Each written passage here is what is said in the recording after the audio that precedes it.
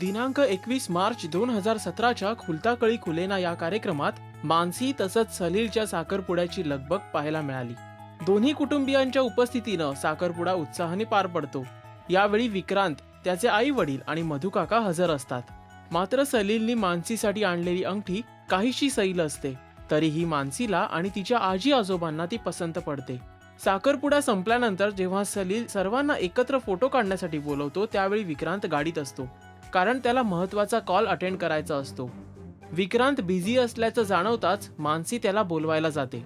मात्र तिची engagement ring बोटातनं निसटून विक्रांतच्या गाडीत पडते. विक्रांत तिला अंगठी उचलून देणार तोपर्यंत मानसीने आपला हात पुढे केलेला असतो आणि तिला अपेक्षा असते की विक्रांतने ती आपल्याला घालावी, पण सन्मानाने विक्रांत तिच्या हातात अंगठी सुपूर्द करतो.